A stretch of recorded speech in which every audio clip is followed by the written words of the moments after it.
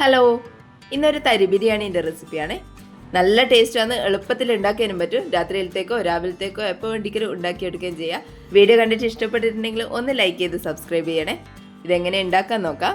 അതിന് വേണ്ടിയിട്ട് ആദ്യം കുറച്ച് ചിക്കനിലേക്ക് 1 ടേബിൾ സ്പൂൺ മുളക് പൊടി ഇട്ട് കൊടുക്കുക, 1/2 ടീസ്പൂൺ മഞ്ഞൾപ്പൊടിയും 1 ടീസ്പൂൺ ഉപ്പും 1/2 ടേബിൾ സ്പൂൺ ഗരം മസാലയും കൂടി ചേർത്ത് കൊടുക്കുക.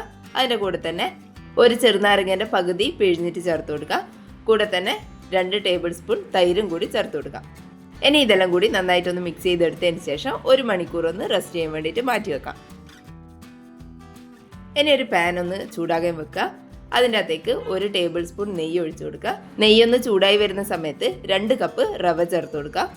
ഞാനിപ്പോൾ ഇവിടെ വറുക്കാത്ത റവയാണ് എടുത്തിട്ടുള്ളത്. ഇത് നെയ്യിൽ നന്നായിട്ട് വറുത്തെടുക്കുക. ഇനി വറുത്ത റവയാണ് എടുക്കുന്നതെങ്കിലും കുറച്ച് നെയ്യിൽ ചെറുതായിട്ടൊന്ന് റോസ്റ്റ് ചെയ്തിട്ട് എടുക്കുക.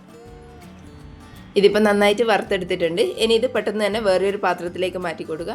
ചൂടോടുകൂടി തന്നെ ഈ പാത്രത്തിൽ വെച്ചിരുന്നാൽ റവേൻ്റെ കളറ് മാറിപ്പോവും. അതുകൊണ്ട് വേറൊരു പാത്രത്തിലേക്ക് മാറ്റി കൊടുക്കുക. ഇനി ചിക്കൻ ഒന്ന് പൊരിച്ചെടുക്കാൻ വേണ്ടിയിട്ട് എണ്ണ ചൂടാകാൻ വേണ്ടിയിട്ട് വെക്കുക. നന്നായിട്ട് ചൂടായിട്ടുള്ള എണ്ണേൻ്റെ അകത്തേക്ക് ചിക്കൻ ഓരോന്ന് വെച്ച് കൊടുക്കുക. 2 ഭാഗവും ഒന്ന് ഫ്രൈ ചെയ്തെടുക്കുക. ചിക്കൻ ചെറിയ കഷ്ണങ്ങളാക്കിയിട്ട് വേണം പൊരിച്ചെടുക്കാൻ വേണ്ടിയിട്ട്. ഇനി വേറൊരു പാത്രത്തിൽ 1 ടേബിൾ സ്പൂൺ നെയ്യ് ഒഴിച്ചു കൊടുക്കുക. അതിൻ്റെ അകത്തേക്ക് സ്പൈസസ് എല്ലാം ഇട്ട് കൊടുക്കുക. 1 കഷ്ണം പട്ട, 2-3 ഗ്രാമ്പ്, ഏലക്ക, ബേ ലീഫ് ഇതെല്ലാം ഇട്ട് കൊടുക്കുക. അതിൻ്റെ അകത്തേക്ക് 2 പച്ചമുളക് ചെറുതായിട്ട് അരിഞ്ഞിട്ട് ചേർത്ത് കൊടുക്കുക. പിന്നെ അതിൻ്റെ അകത്തേക്ക് ഇഞ്ചി വെളുത്തുള്ളി പേസ്റ്റ് ചേർത്ത് കൊടുക്കുക. ഇനി ഇതൊന്ന് വഴറ്റിയെടുത്തതിന് ശേഷം 1 സവാള കനം കുറഞ്ഞ് അരിഞ്ഞിട്ട് ചേർത്ത് കൊടുക്കുക. ഇതും കൂടി നന്നായിട്ട് വഴറ്റിയെടുക്കാം. സവാളേൻ്റെ കളറിലൊന്ന് മാറി വരുന്ന സമയത്ത് ഇതിൻ്റെ അകത്തേക്ക് 1/2 ടേബിൾ സ്പൂൺ ഗരം മസാല ചേർത്ത് കൊടുക്കുക. 1/2 ടേബിൾ സ്പൂൺ ബിരിയാണി മസാലയും 1 ടീസ്പൂൺ മുളക് പൊടിയും 1/2 ടീസ്പൂൺ മഞ്ഞൾപ്പൊടിയും പിന്നെ കുറച്ച് ഉപ്പും കൂടി ചേർത്ത് കൊടുക്കുക. ഇനി ഈ പൊടികളെ പച്ചക്കുത്തല മാറുന്നവരെ ഒന്ന് വഴറ്റിയെടുക്കാം. 1-2 മിനിറ്റ് ഒന്ന് വഴറ്റിയെടുത്തതിന് ശേഷം ഇതിൻ്റെ അകത്തേക്ക് 1 തക്കാളി ചെറുതായിട്ട് അരിഞ്ഞിട്ട് ചേർത്ത് കൊടുക്കുക. കൂടെ തന്നെ കുറച്ച് മല്ലിയിലയും കൂടി ചേർത്ത് കൊടുക്കാം. ഇനി ഇതൊന്ന് മിക്സ് ചെയ്തെടുത്തതിന് ശേഷം അടച്ച് വെച്ചിട്ടൊന്ന് കുക്ക് ചെയ്തെടുക്കാം. ഒരു 5 മിനിറ്റ് നേരം ലോ ടു മീഡിയം ഫ്ലെയിമിൽ കുക്ക് ചെയ്തെടുത്താൽ മതിയാവും. ഇനി ഇതൊന്ന് ഇളക്കിയിട്ട് കൊടുക്കാം. തക്കാളിയെല്ലാം നന്നായിട്ട് ഉടഞ്ഞു വന്നിട്ടുണ്ട്. ഇനി ഇതിൻ്റെ അകത്തേക്ക് നമ്മൾ പൊരിച്ച് വെച്ചിട്ടുള്ള ചിക്കൻ ചേർത്ത് കൊടുക്കാം. എല്ലാം കൂടി ഒന്ന് മിക്സ് ചെയ്ത് കൊടുക്കാം. ഇനി ഇതിൻ്റെ അകത്തേക്ക് നമ്മൾ വറുത്ത് വെച്ചിട്ടുള്ള റവ ചേർത്ത് കൊടുക്കാം. മുഴുവനായിട്ടും ചേർത്ത് കൊടുക്കാം. ഇനി ഇതൊന്ന് മിക്സ് ചെയ്തെടുക്കാം. ചിക്കനും റവയെല്ലാം ഒന്ന് മിക്സ് ആകുന്നവരെ ഇതുപോലെ ഒന്ന് മെല്ലെ മെല്ലെ ഇളക്കിയിട്ട് കൊടുക്കാം.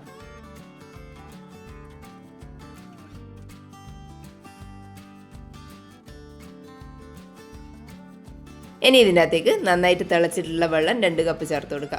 നമ്മൾ എത്രയാണോ റവ എടുത്തിട്ടുള്ളത് അത്ര തന്നെ വെള്ളം എടുക്കുക.